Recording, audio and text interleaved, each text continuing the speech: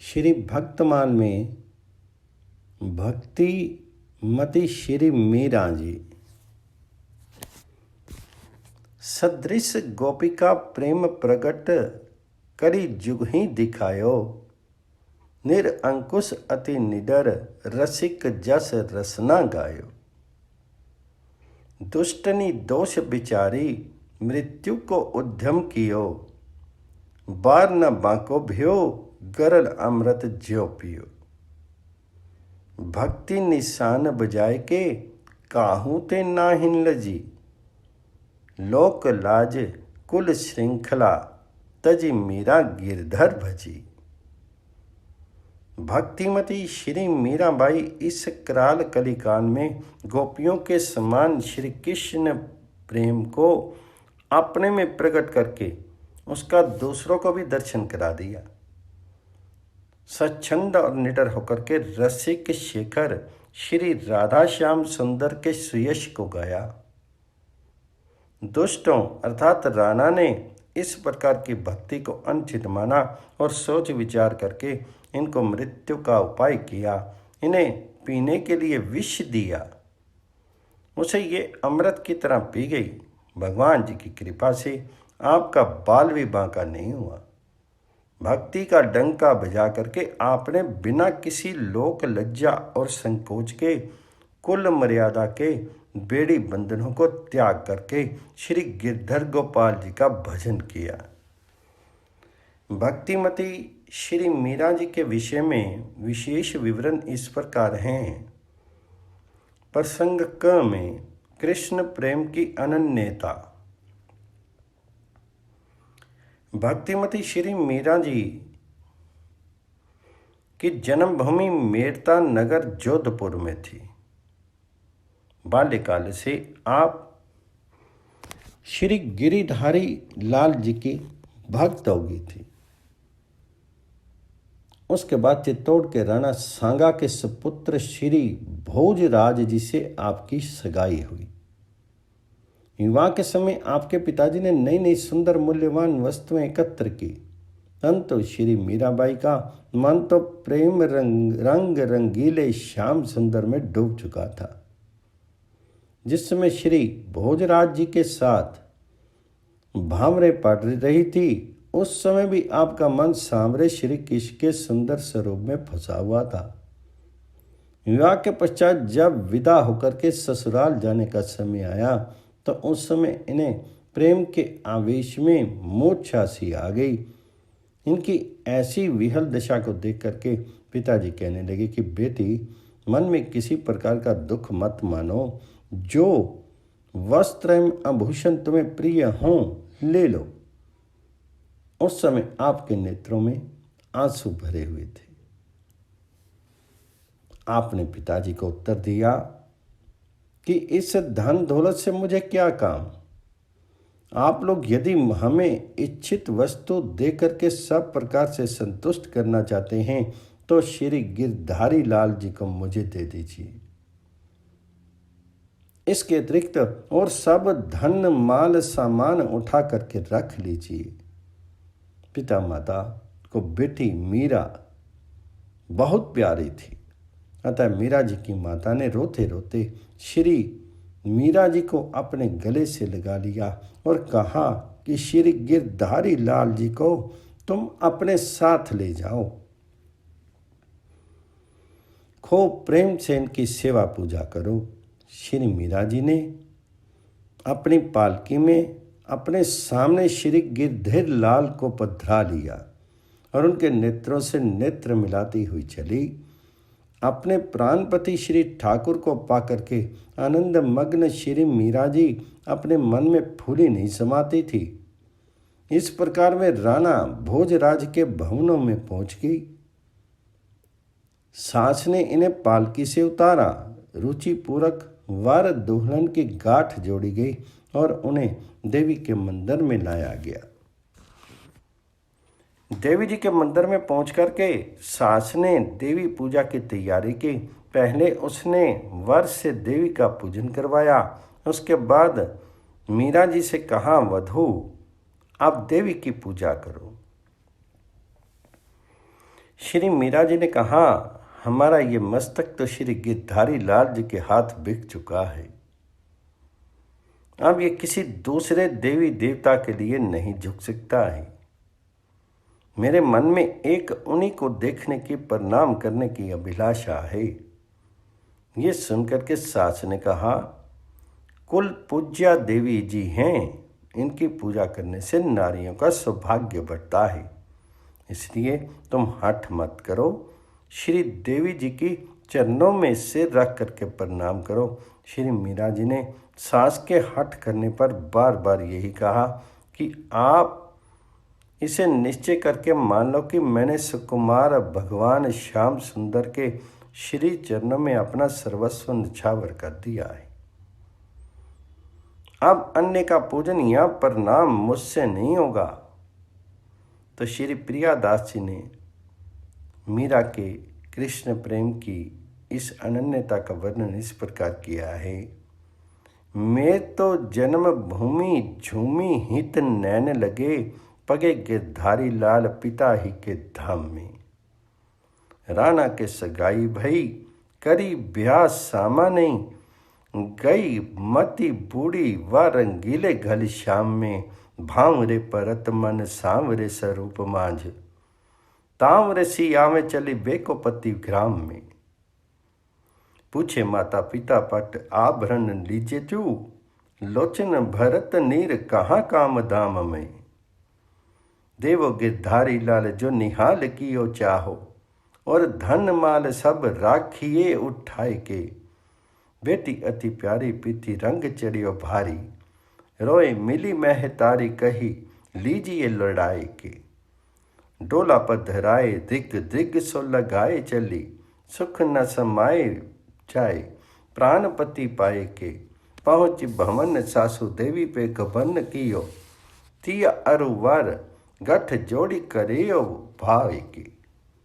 देवी के पुजाए वे के को कियो ले उपाय सासु, वर पे पुजाई पुनि वधु पूजी बाखिए। बोली जो बिकायो माथो लाल गिरधारी हाथ, और को ना नवे एक वही अभिलाखी। बढ़त सुहाग या के पूजे ताते पूजा करो, करो जिन हठ शीस पैनी पे राखिए। कही बार बार तुम यही निर्धार, जान वही सुकुमार जापे बारी फेरी नाखिए।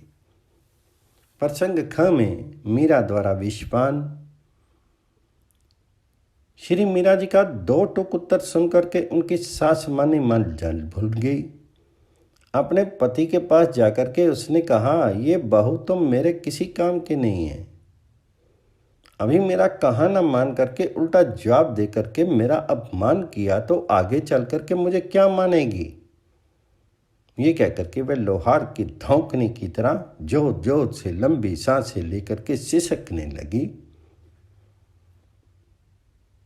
उसकी बातों को सुनकर के राणा जी को भारी क्रोध आया और उसने अपने मन में बहू को मार डालने का निश्चय किया। श्री मीरा को रहने के लिए अब उसने अलग एक कोठरी दे दी। एकांत स्थान देख करके इन्हें बड़ी प्रसन्नता हुई। वहाँ ये अपने श्री गिरधर लाल को दिन रात लाड लड़ाती रहती और सेवा पूजा करते हुए उन्हीं के गुणों का गान करती रहती, जिन्हें श्याम सुंदर से मिलने के तीव्र उत्कंठा होती है। उन्हें संतों का सत्संग ही अच्छा लगता है। श्री मीरा जी भी सदा साधुओं का संग करती।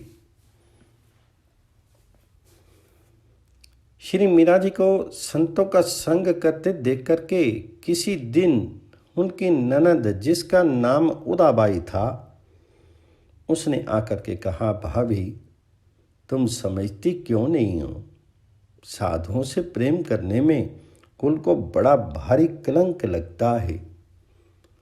राणा जी देश के राजा हैं, तुम्हारे इस स्वच्छंद आचरण से उन्हें लज्जित होना पड़ रहा है और तुम्हारे पितृकुल की जो रीति है वह भी नष्ट हो रही है।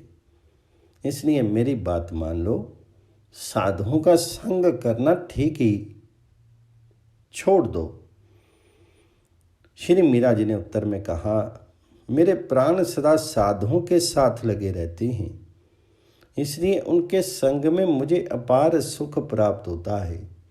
मेरे आचरणों से जिसे दुख होता हो उसे मुझसे बिल्कुल अलग रखो। इनकी ये बात सुनकर के राणा ने दयाराम पंडा के हाथ एक कटोरा विष भागवत चरणामृत कहकर के भेजाया। श्री मीरा जी ने प्रसन्नतापूर्वक पी लिया। पी लेने के बाद इनके अंग में एक विशेष प्रकार की कांति दिखलाई पड़ने लगी। श्री प्रियादास जी ने मीरा जी को भगवत चरणार अमृत निष्ठा का इस प्रकार वर्णन किया। तब तो किसानी भई अति जरी बरी भई, गई पति पास जेह बधु नहीं काम की। अब ही जवाब दियो कियो अपन अपमान मेरो, आगे क्यों प्रमाण करे भरे श्वास चाम की। राणा सुनी कोप करियो धरियो ही मीरा मारी बयोई, दई ठौर न्यारी देखी रीझी मती बाम की। लाल नील डावे गुण गाय के मलहावे, साधु संग ही सुहावे जिन्हें लागी चाह शाम की। आय के ननंद कहे गहे किन चेत भाभी, साधनी सो हेत में कलंक लागे भारी। राणा देशपति लाजे बाप कुल रीति जात मानी, लीजिए बात बेगी संग निवारी। लागे प्राण साथ संत पावत अनंत सुख, जाको दुख होए ताको नीके करी डारिये। सुनी के कटोरा भरी गरल पठाई दियो, लियो करी पान रंग चढ़ियो यो निहारिये। प्रसंग ग में मीरा जी का कृष्ण प्रेम। श्री मीरा जी जब विष पीकर कर भी नहीं मरी और उन्होंने साधु संग को नहीं छोड़ा, तब राणा ने अपने गुप्तचर लगा दिए। उनसे कह दिया कि जब मीरा के पास कोई साधु आकर के बैठा हो तभी तुम लोग मुझे सूचना देना, मैं उसी समय उसे मार डालूंगा। ये मैंने दृढ़ निश्चय कर लिया है। श्री मीरा जी के भवन में तो श्री गिरधारी लाल जी नित्य विराजते थे। वे उन्हीं के साथ हंसती बोलती और खेलती रहती थी। एक दिन हंसने बोलने की प्रिय ध्वनि गुप्तचरों के कानों में पड़ी। उन्होंने झट राणा को खबर कर दी। सुनते ही राणा अत्यंत धीर हो गए, तलवार लेकर के जल्दी जल्दी दौड़े आए और द्वार पर उन्होंने पुकार कर कहा, किवाड़ खोलो। श्री मीरा जी ने किवाड़ खोल दिए। राणा को कोई साधु नहीं दिखलाई पड़ा, वहां अकेली वे ही थी। राणा ने फटकारते हुए उनसे कहा, जिसके प्रेम रंग में तू रंगी है, जिसके साथ हंस बोल करके अनेक प्रकार से रमन कर रही थी, है मनुष्य कहाँ गया, मुझे जल्दी बता।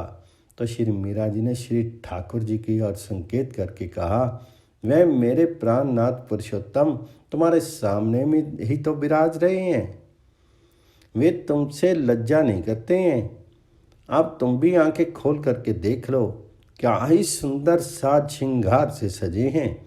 राणा खसिया गए, किंकृत्य विमूढ़ होकर के ऐसे स्तब्ध हो गए मानो दीवार पर कोई चित्र बना हो। थोड़ी देर बाद वहां से वापस लौट आए। क्षण भर के लिए उनके मन में आया कि मीरा के साथ ठाकुर जी ही लीला कर रहे थे, फिर भी राणा के मन में सद्भाव उत्पन्न नहीं हुआ। श्री प्रियादास जी ने मीरा के इस कृष्ण प्रेम का इस प्रकार वर्णन किया है। गरल पठायो सो तो शीश ले चढ़ायो, संग त्याग विष भारी ताकि झार ना संभारी है। राणा ने लगायो चार बैठे साधु डिग झार, तब ही खबर कर मारो यही धारी है। राजे गिरधारी लाल तिन ही सो रंग जाल, बोलत हसत ख्याल कान परी प्यारी है। जाय के सुनाई भई अति चपलाई, आयो लिए तलवार, देखी वाड़ खोल न्यारी है, जाके संग रंग भीजे, करत प्रसंग नाना, कहाँ वह नर गयो, बेगी दे बताई।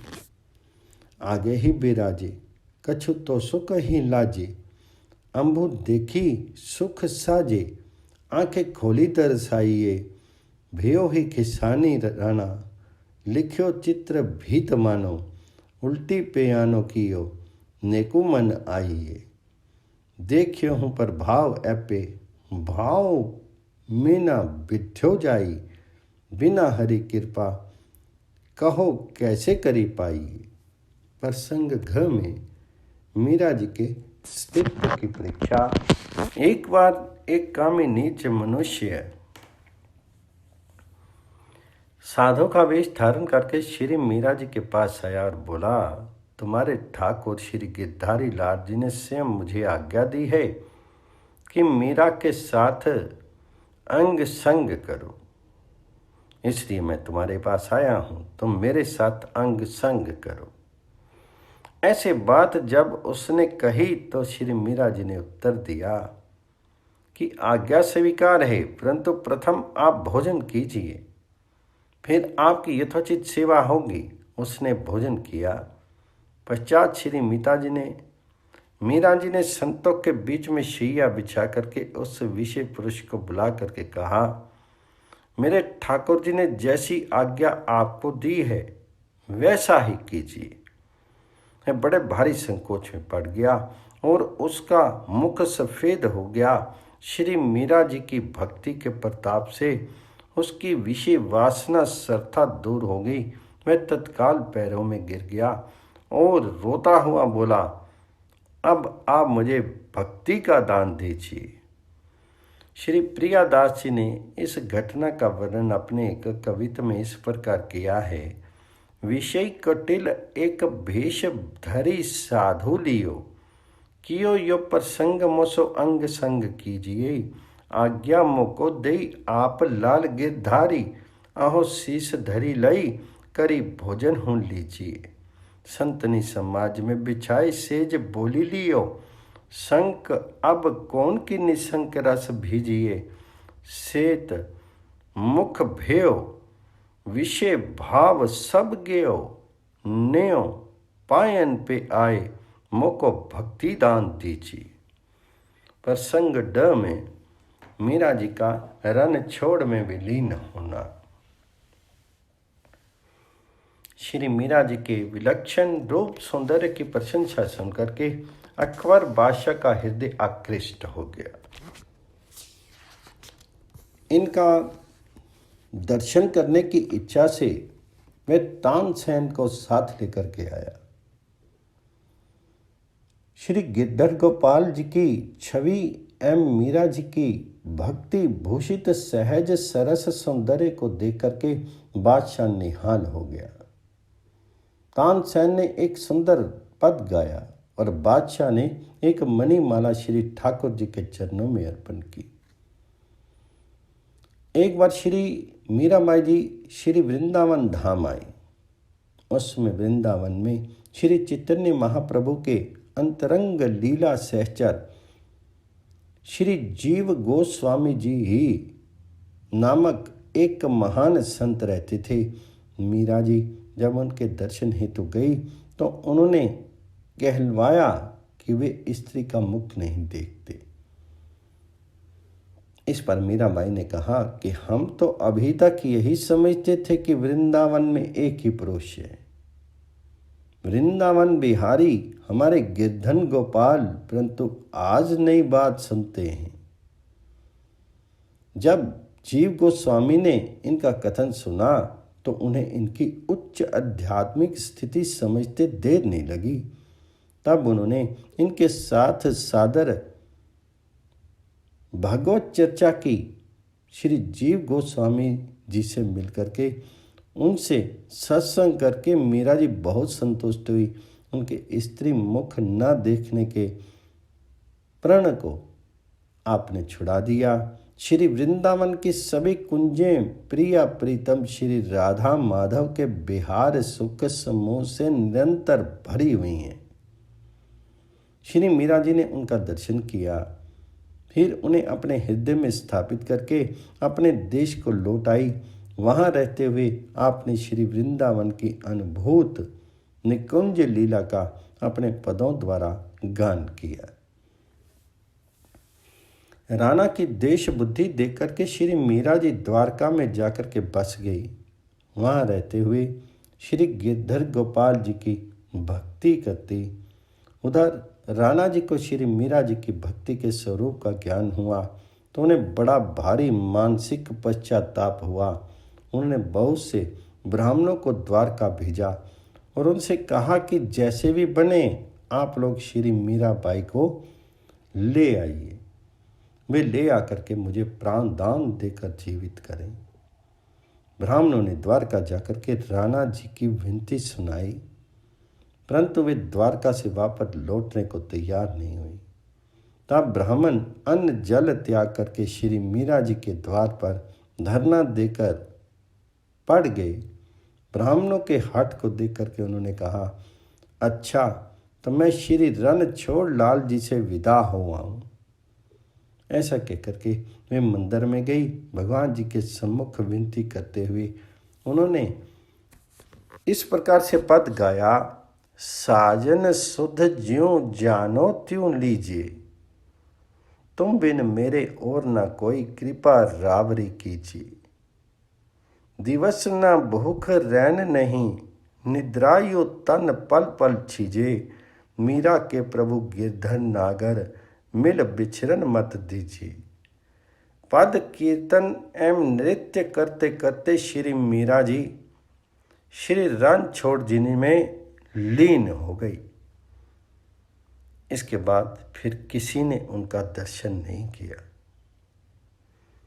श्री प्रियादास जी ने मीरा के श्री रणछोड़ में विलीन हो जाने की इस घटना को इस प्रकार वर्णित किया। रोब की निकाई भूप अकबर भाई ही लिए संग तान सेन देखे बिको आयो है, निरखी निहाल भयो छवि गिरधारी लाल, पद सुख जाल एक तब ही चढ़ायो है। वृंदावन आई जीव गोसाई जूसो मिली झिली, तिया मुख देखिए वे को पन ले छुड़ायो है। देख कुंज कुंज लाल प्यारी सुख पुंज भरी, धरी उर माझ आए देश बन गायो है। राणा की मलिनमती देखी बंसी द्वारावती, रति गिरधारी लाल नित्य ही लड़ाइए, लागी चटपटी भूप भक्ति की स्वरूप जानी, अति दुख मानी विप्र श्रेणी ले पठाइए। बेगी लेके आवो मोको प्राण दे जीवाओ अहो, गए द्वार धरनो दे बिनती सुनाइए, सुनी विदा होन गई, राय रन छोड़ जूपे छाड़ो राखो, हीन लीन भई नहीं पाइए। श्री भक्तमाल में श्री पृथ्वीराज जी श्री कृष्ण दास उपदेश परम तत्व परचो पायो, निर्गुण सगुण निरूप तिमर अज्ञान नसायो। काछ बाच निष्कलंक मनो, गांगे युधिष्ठिर, हरि पूजा प्रहलाद धर्म ध्वज धारी जग पर। पृथ्वीराज परचो प्रगट, शंख चक्र मंडित कियो, आबेर अछीट कुरम को द्वारका नाथ दर्शन दियो। व्यवहारी श्री कृष्णदास के उपदेशों से आमेर के कौरववंशी राजा पृथ्वीराज को परम तत्व का बोध प्राप्त हुआ। उन्होंने निर्गुण सगुण ब्रह्म का निरूपण करके राजा के अज्ञान अंधकार को नष्ट कर दिया। वे राजा गंगा जी के पुत्र भीष्म पितामह की तरह जितेंद्रिय, एवं धर्मराज युधिष्ठिर की तरह सत्यवादी थी। भागवत पूजा निष्ठा में प्रहलाद के समान थी। वैष्णव धर्म के पताका को ऊंची करके फहराने वाले एवं संसार से परे अर्थात जगत के प्रपंचों से दूर थे, सर्वश्रेष्ठ थे। आपकी भगवत भक्ति और गुरु भक्ति का ये परिचय सभी को प्राप्त हुआ कि आमेर में ही रहते हुए आपका शीर द्वारका की शंख चक्र की छाप से शोभित हो गया और श्री द्वारकाधीश के दर्शनों का परम लाभ प्राप्त हुआ। श्री पृथ्वीराज के विषय में विशेष विवरण इस प्रकार हैं। श्री पृथ्वीराज जी सूर्य वंश में श्री राम जी के वंशधर हैं। आप कूर्म कच्छवाहा क्षत्रिय कहलाते हैं। आप आमेर नरेश श्री चंद्रसेन के सुपुत्र थे। इनकी माता भागवती देवी चौहान वंश की कन्या थी। पृथ्वीराज सबसे बड़े पुत्र थे, अतः पिता के बाद फागुन वदी 5 संवत 1559 को आमेर की गद्दी पर बैठे। ये पहले नाथ संप्रदाय के चतुरनाथ जी के शिष्य थे। इनकी बड़ी रानी बीकानेर के राव लूणकरण जी की पुत्री थी। इनका नाम अपूर्व देवी था। फिर यही बालाबाई के नाम से प्रसिद्ध हुई। आपके दिव्य प्रभाव से ही आमेर राज्य में वैष्णवता का प्रचार हुआ। श्री पृथ्वीराज के भक्ति भाव से प्रभावित होकर के मेवाड़ चित्तौड़गढ़ के महाराणा मोकल ने अपनी कन्या का विवाह इनके साथ कर दिया। भक्त से संबंध स्थापित करके बार बार दर्शन सत्संग करके महाराणा कृतकृत्य हुए। श्री पृथ्वीराज जी भावुक भगत होने के साथ साथ महान पराक्रमी वीर योद्धा भी थे। मेवाड़ के महाराणा सांगा का जब बाबर से खानवा अर्थात भरतपुर का प्रसिद्ध युद्ध हुआ, उस समय ये अपनी सेना के साथ सांगा के सहायक थे। वहाँ आपने बड़ा पराक्रम दिखाया। सांगा के मूर्छित होने पर आप उन्हें बसवास ले आए और वहाँ उनकी चिकित्सा कराई। श्री बालाबाई के साथ आपका विवाह विक्रमी संवत 1564 में हुआ। इनके 9 रानियां और 19 पुत्र थे। श्री पृथ्वीराज जी के एक पुत्र का नाम भारमाल था। ये आशकरण के बाद गद्दी पर बैठे। श्री भारमल के पुत्रों में भगवंत दास जी बड़े थे, जो भारमाल जी के बाद राजगद्दी पर बैठे। श्री भगवान दास जी भारमाल जी के छोटे पुत्र थे। इन्हें ससम्मान अकबर ने मनसबदारी दी थी। ये लवान के जागीरदार थे। अकबर से श्री भगवान दास को बांके राजा का खिताब मिला था। इसकी कथा इस प्रकार है। एक बार जब आगरे का किला बन रहा था, तब वहीं आपका शिविर लगा था। राजमंत्रियों ने आपसे कहा कि आप अपना शिविर हटा लीजिए, किले की नींव खुदेगी। आपने उनके आग्रह करने पर भी शिविर नहीं हटाया और कहा कि किला बांका रहे, यही ठीक है। इस वीरोचित स्वभाव का अकबर ने आदर किया। किले की दीवार सीधी नहीं बन सकी। बादशाह ने इन्हें बांके राजा का खिताब दिया। तभी से श्री भगवान दास जी के वंशज बांकावत कहे जाते हैं। श्री पृथ्वीराज जी का एक पद दिष्टव्य ऐसे ही व्यवहार लागो जग रहावे, प्रगट पुरुषता को कोई ध्यावे। अलख अभेद गति काहू नहीं जानी, कुकस कर्म लगी रिया है प्राणी। संसार असार तेरी दुस्सह माया, यही डर पृथ्वीराज राम शरण आया। आमेर नरेश महाराज श्री पृथ्वीराज जी की पत्नी बालाबाई जब अपने पिता के घर थी, तभी से इन्होंने श्री कृष्ण दास जी पयहारी से वैष्णव मंत्र की दीक्षा ले रखी थी। कालांतर में इनका विवाह श्री पृथ्वीराज जी से हुआ। रानी बालाबाई के अनुरोध से ही श्री कृष्ण दास जी ने वहां आकर के अपने प्रभाव से पृथ्वीराज को शिष्य बनाया।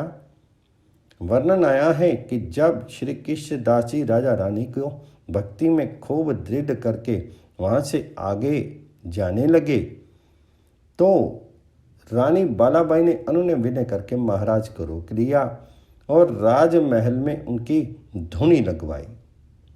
मन वचन कर्म से अत्यंत सेवा करके उन्हें संतुष्ट करके रानी ने यह वचन भरवा लिया कि जब तक मैं ना कहूं तब तक आप मेरे यहाँ से ना जाएं। भक्त प्रेम परवश श्री पयहारी जी बहुत दिनों तक वहां बने रहे। एक दिन संसार के अन्य प्राणियों को भी अपने दर्शन स्पर्श एवं समागम आदि से कृतार्थ करने का विचार करके श्री पयहारी जी ने एक लीला की। एक दिन नित्य की भांति आप नरसिंह भगवान जी के जगमोहन में बैठ करके भगवत गुणगान कर रहे थे। राजा रानी श्रवण कर रहे थे। सत्संग की समाप्ति पर आपने सहज भाव से कहा कि अब मैं जा रहा हूँ। रानी ने समझा कि धुनी पर जाने को कह रहे हैं, अतः कह दिया पधारो महाराज। बस इतना सुनना था कि आप तुरंत वहाँ से चले और द्वार से निकल करके अंतर ध्यान हो गए। रानी शंकित हुई कि महाराज चले तो नहीं गए, धुनी पर नहीं मिले। तब इधर उधर बहुत खोज कराई, कहीं कुछ पता नहीं चला। तब राजा रानी को बड़ा दुख हुआ। श्री गुरु जी के वियोग में दोनों ने अन्न जल का परित्याग कर दिया।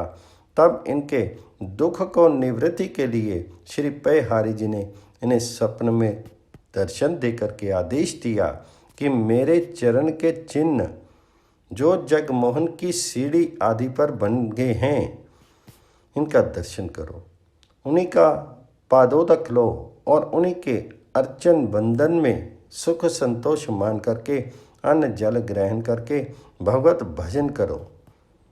राजा रानी ने ऐसे ही किया। आमेर के पुराने राजमहलों में अब भी श्री पयहारी जी की धुनी के तथा चरण चिन्हों के दर्शन होते हैं। श्री नरसिंह भगवान शालग्राम धुनी और श्री चरण चिन्हों से आमेर में तीर्थत्व हैं। इनके दर्शन पूजन से लोगों के मनोरथ पूर्ण होते हैं। एक बार राजा पृथ्वीराज जी रानी बालाबाई को घर पर ही छोड़ करके अपने दल बल सहित श्री नर नारायण भगवान जी का दर्शन करने भद्र का आश्रम गए। इधर रानी को भी भगवान जी के दर्शनों की प्रबल उत्कंठा हुई। गुरुदेव की कृपा से उन्हें सिद्धि प्राप्त थी। उसी के बल से संकल्प करते ही ये राजा के कुछ पहले ही पहुंच करके श्री नर नारायण का दर्शन कर रही थी। इतने में राजा भी वहां पहुंचे।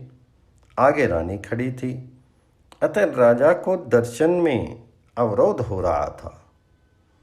तब राजा ने कई बार कहा कि बाई जी तनिक सामने से हट जाओ, मुझे भी दर्शन कर लेने दो। तब रानी कुछ बगल हटी तो राजा की किंचित दृष्टि रानी की ओर गई। तो उन्होंने देख करके संदेह हुआ कि ये तो रानी साहिबा मालूम पड़ती हैं। असंभव जान करके ध्यानपूर्वक देखे बिना ही भगवत दर्शन प्रार्थना में मग्न हो गए। कुछ दिनों के बाद जब घर को आए तो रानी ने राजा को प्रणाम करके निवेदन किया कि आप श्री नारायण के समक्ष मुझे बाई, जिसका अर्थ पुत्री या बहन होता है, उस शब्द से संबोधित कर चुके हैं। अतः मैं आपकी बाई ही हूँ और भविष्य में सदा इसी भाव का दृढ़तापूर्वक निर्वाह हो। अब आप मुझे बाई शब्द से ही संबोधित किया करें। भक्तराज राजा ने रानी की दिव्य गमन शक्ति का परिचय पाया और हार्दिक सद्भाव की प्रशंसा करके सहर्ष से स्वीकार किया।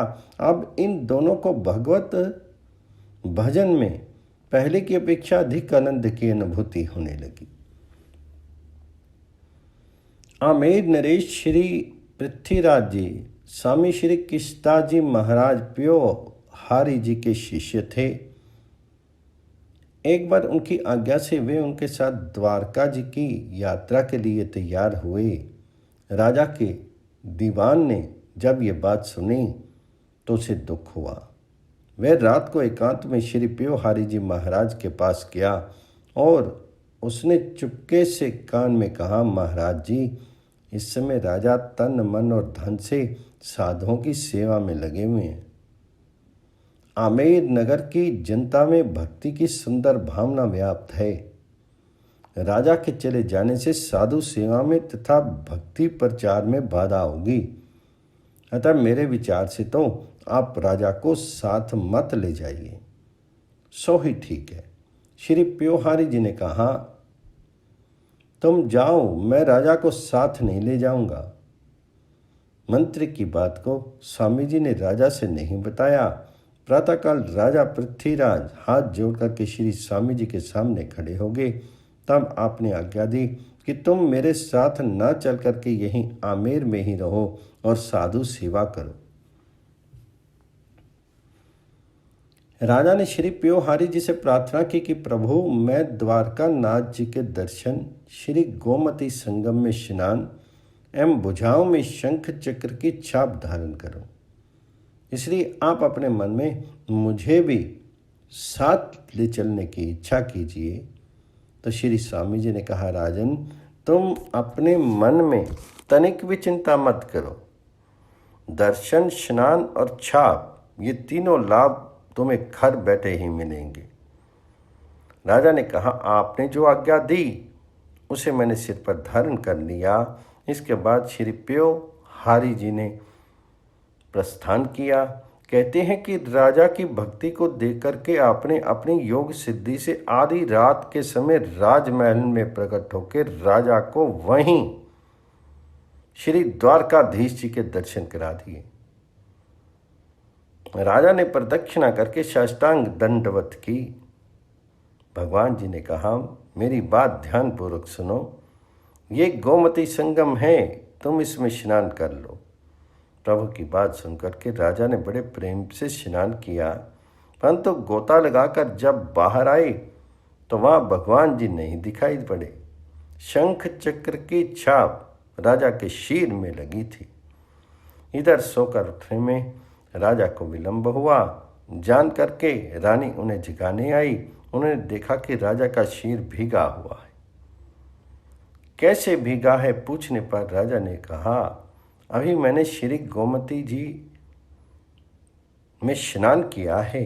तुम भी मेरे शीर एवं वस्त्रों में लगे जल का स्पर्श कर लो और श्री द्वारकानाथ जी को हृदय में धारण कर लो। रानी ने ऐसा ही करके अपने को वड़ भागनी माना। श्री प्रियादास जी ने इस अलौकिक घटना का अपने कविताओं में इस प्रकार वर्णन किया है।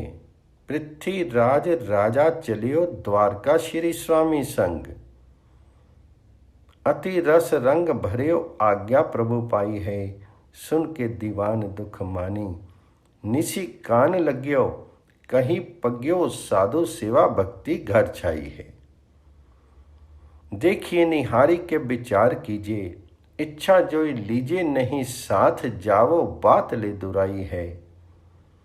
आयो भोर भूप हाथ जोरी करी ठाडो रहियो कहियो, रहो देश सो निदेश न सुहाई है।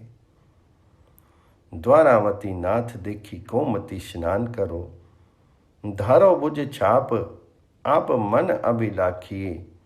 चिंता जिनी कीजिए तीनों बात यहाँ लीजिए अंजू, दीजिए जोई आज्ञा सोई सिर धरी राखिए। आए पहुँचाए दूर नैन जल पूरी बहे, दहे और भारी कहा संग रस चाखिए। बीते दिन दोय निसी रहे होते सोए, भोई गई भक्ति घिरा आए बानी मधु भाखिए।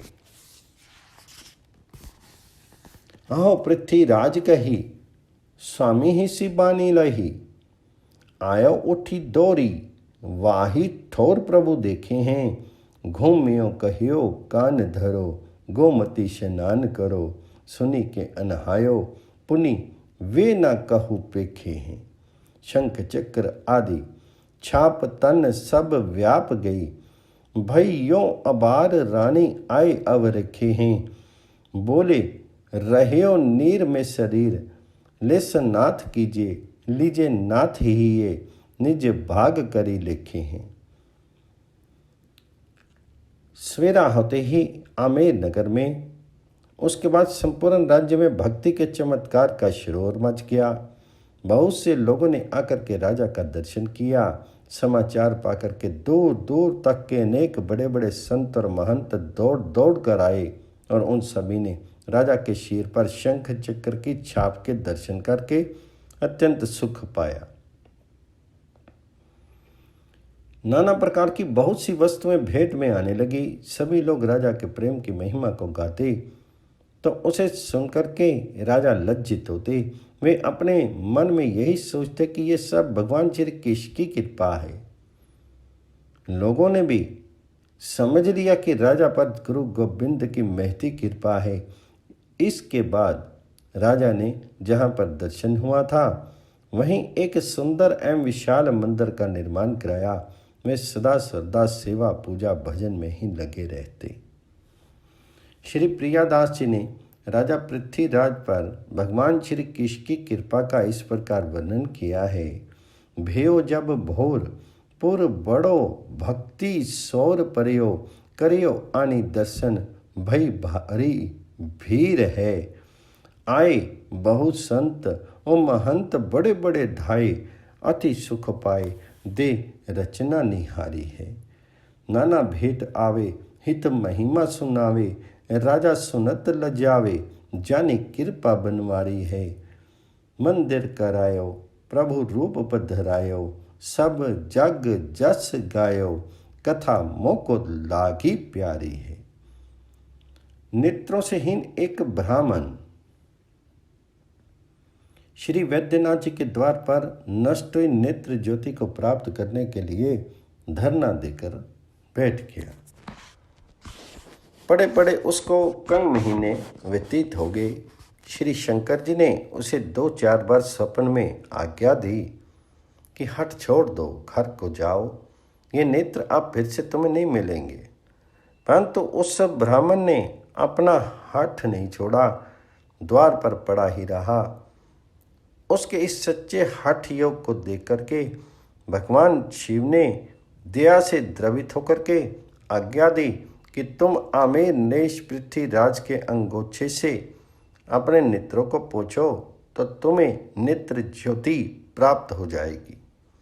उस अंधे ब्राह्मण ने आकर के राजा पृथ्वीराज से ये बात कही तो वे ब्राह्मण की महिमा को विचार करके डर गए कि ऐसा करना अनुचित है। परंतु ब्राह्मण के आग्रह एवं लोगों के समझाने पर राजा ने एक नवीन वस्त्र मंगवा करके उसे अपने शीर से छुआ करके ब्राह्मण को दे दिया। आँखों में लगते ही उसे नेत्र ज्योति प्राप्त होगी। श्री पृथ्वीराज जी की भक्ति के प्रभाव को व्यक्त करने वाली इस घटना का श्री प्रियादास जी ने इस प्रकार वर्णन किया है। विप्र दृग्हीन हो सो ना अनाथ, बैजनाथ द्वार परयो, चख चाहे मास केतिक बिहाने हैं। आज्ञा 12-2-4 भई, ये ना फेरी हो ही, या को हट सार देखी, शिव पिघलाने हैं। पृथ्वीराज अंग के अंगोछी सो अंगोछी जाए, आय के सुनाई द्विज गौरव डेराने हैं।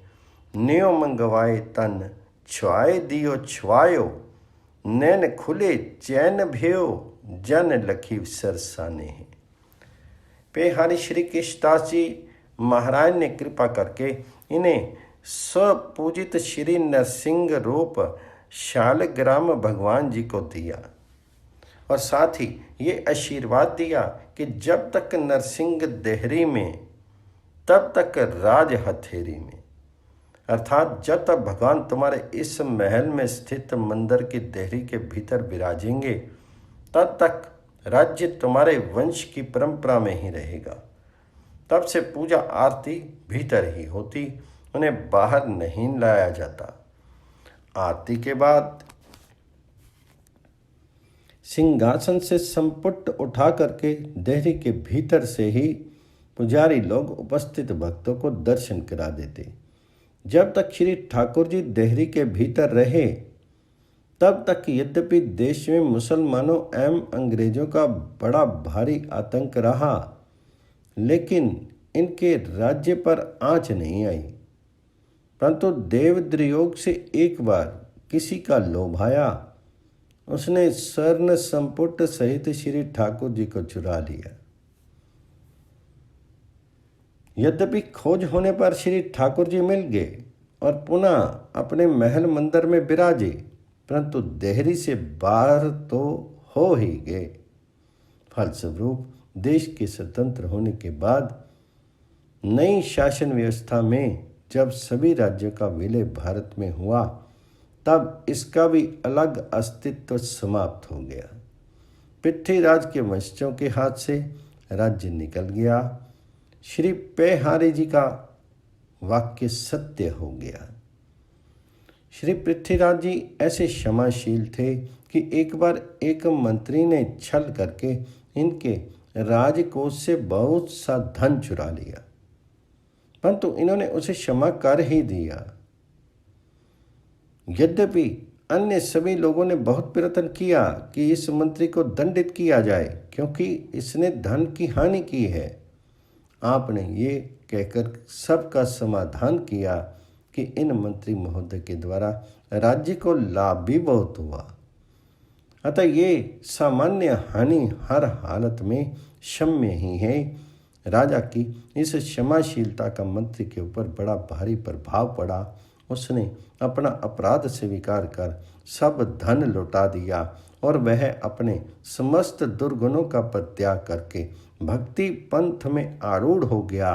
ऐसे आपके अनेक उदार चरित्र हैं जिनके द्वारा प्राणियों को सत प्रेरणाएं मिलती हैं।